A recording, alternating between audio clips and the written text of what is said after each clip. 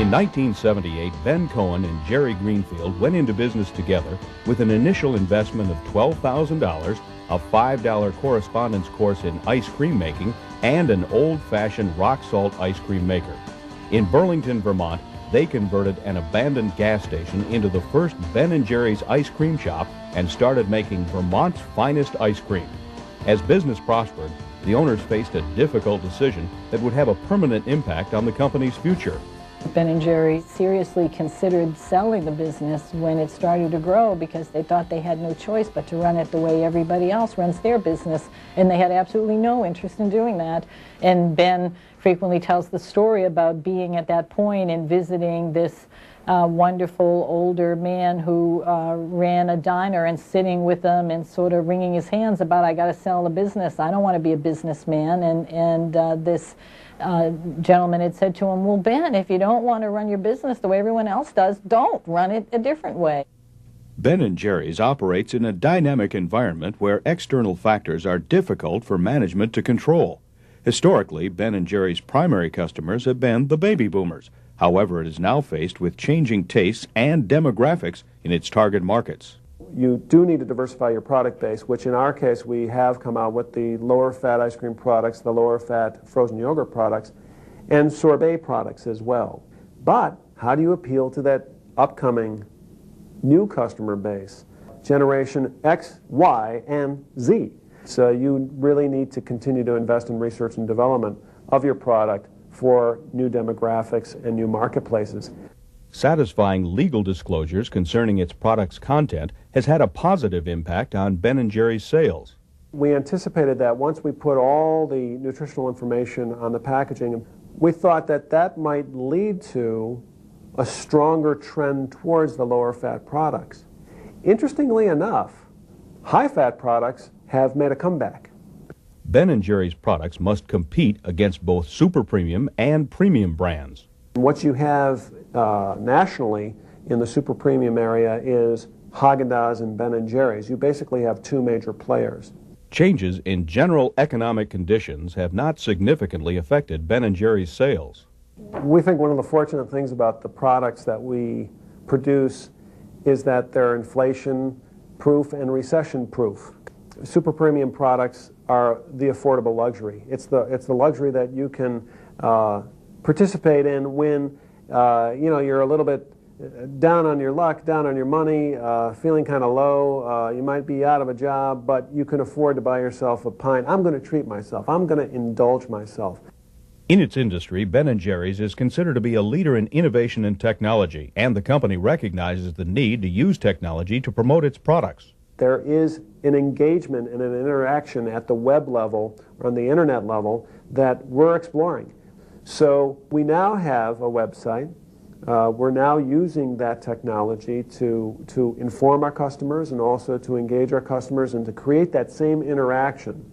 BenJerry's has made a major commitment to be an active participant in influencing social change.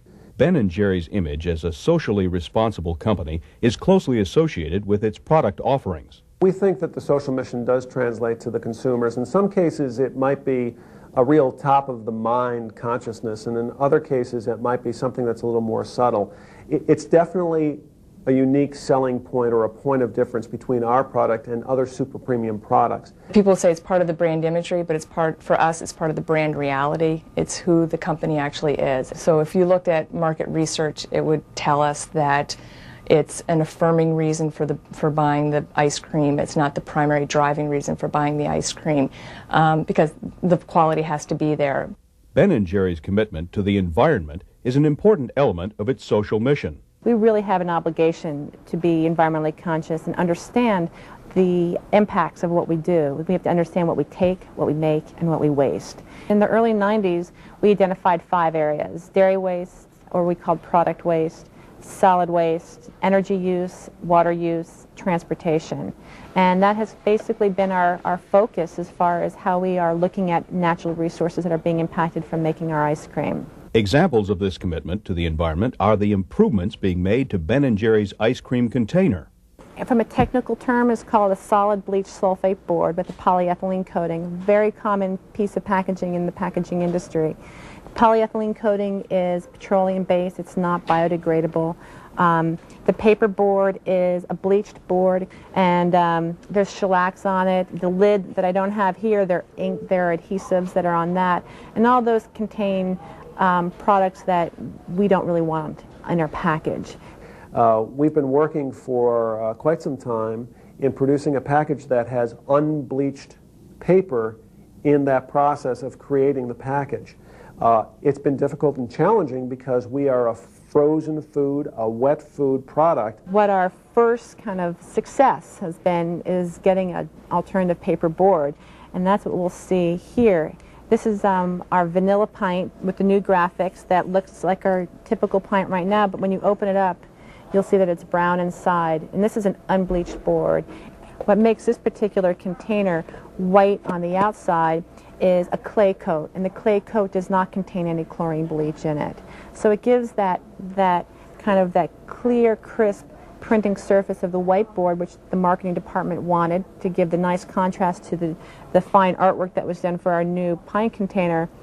But what I wanted to make sure is that we were not going to be giving up the capability to have chlorine out of the paper board. BenJerry's has been very successful in a dynamic marketing environment that is influenced by many external factors. The company has also shown that it is possible to prosper economically while maintaining a strong commitment to social responsibility. If BenJerry's will stand for anything over time, historically in American business and beyond, is that we have made the case for a dual bottom line. Again, as our founders say, we did good by doing good. And I think that's the very fundamental point of what this company has stood for.